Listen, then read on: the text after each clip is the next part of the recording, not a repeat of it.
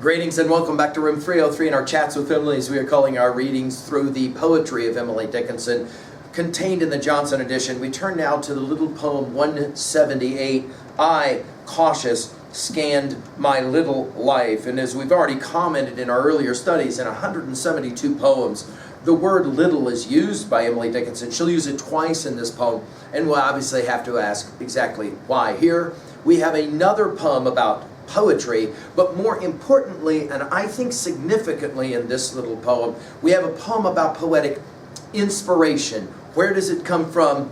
Why does it stay? Why does it leave? And at what point for Emily does she maybe begin to have a bit of self-doubt about her own poetic capabilities and inspirations? Our assumptions are that you've been following our stuff at LearnStrong.net, down that left-hand side, Chats with Emily, our playlist. I'm hopeful you've already studied our set of introductory comments. I'm hopeful that you've been reading with us already the preceding 177 poems we just finished with On Necromancy Suite. Now, and scholars have pointed this out about this poem, while Emily did technically kind of live on a farm, there was a barn, there was these other things.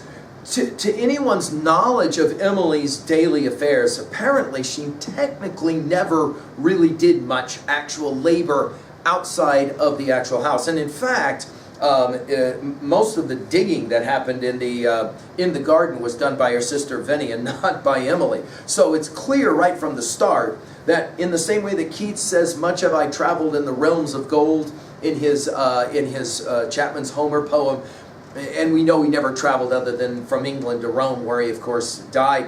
Emily's going to be writing about collecting hay. That obviously is a symbol or a metaphor. For what?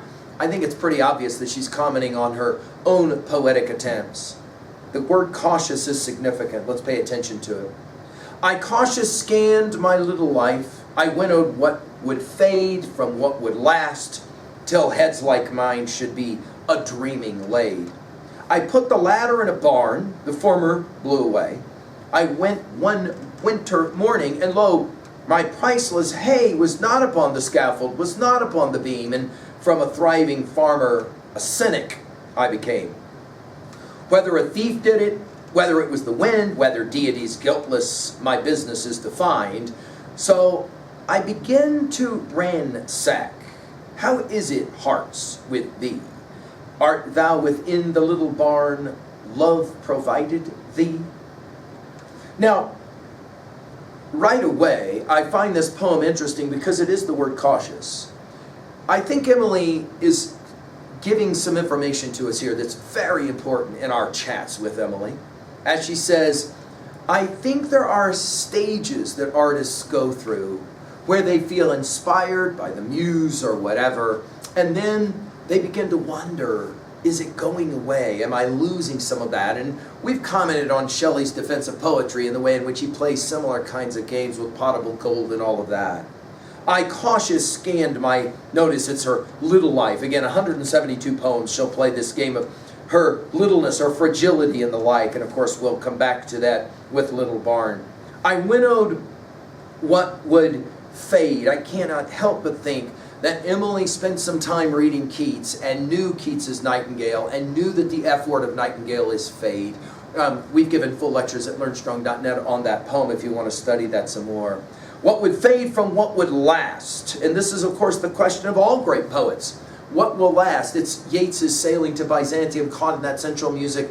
All neglect monuments of an aging intellect. What are those monuments of an aging intellect? Obviously, Keats was hopeful that some of his poems would be those monuments of an aging intellect. She asks, what will fade versus what will last till heads like mine? And of course, we have to ask, who is that? I mean, today we study these poems and we go, yeah, there's nothing like this. I've never read anything. A number of you are saying this to me. It's like, now that I'm almost 200 poems into these poems of Emily Dickinson, knowing that there's a full 1,775 I get to read and study, I've never read anything like it. What heads like hers? And yet she says, heads like mine should be a dreaming laid. I love that it is a dreaming. That is to say, dreaming of what? Notoriety, dreaming of fame, dreaming of at least acceptance. Well, let's call it that. I put the latter, that is to say the stuff that would last, in a barn. And this is the collection process, we could argue, of Emily's poetry. When she passes in her bedroom are found all of these little kind of packets tied together. I put the latter in a barn, the former blew away. In other words, trying to decide of the poems that I have, the ones that will last, the ones that will fade. I went one winter, notice it's winter morning, not spring, and lo, my priceless, hey, she calls it priceless, those texts that for her, those opportunities for her that are priceless, notice was not upon the scaffold, was not upon the beam. In other words, the hay is gone. And from a thriving farmer, it's brilliant that she will pretend to imagine that being a poet is like being a farmer, but it makes all the sense in the world. And we know the great poet Seamus Heming and a whole bunch of other writers have talked about poetics as being a product of growth. And yet notice, from a thriving farmer, a cynic I became. This is the only use ever of that word in all of her poetry. And it's, I think, significant that it is word cynic that starts with the word cautious. I don't think I'm drawing too fine a point here to say that for Emily, she always had her doubts about what was valued in her life and in her work, and then what was useless. And she all of a sudden begins to wonder, is it all useless? A cynic I became. Then three weathers, which takes us, of course, back to the word cautious. It's like, I'm not sure. Who took it? Who took my priceless hay? Now, there is one reading, and I love this reading of this poem, that says the priceless hay is actually not Emily's poems. It's Emily's inspiration. It's Emily's poetic genius. Whether a thief took it, did it, whether it was the wind, whether deity's guiltless, my business is to find. Notice wind and find, it's brilliant the way she plays the game. And notice here with her use of the word deity, later it'll be love, she is suggesting that it's altogether possible that maybe deity is guilty. In other words, God grants, God takes away. And of course, if she's playing in the classical tradition of the muse, then obviously she's right on, which is why, again, the invocation of the muse is always the way that those classic Homeric texts and even the Virgilian texts of the Aeneid will start. We've given full lectures on all of that at learnstrong.net. So, after all of that, I begin, notice it's began, to ransack, right? In other words, going through, figuring it out. How is it hearts?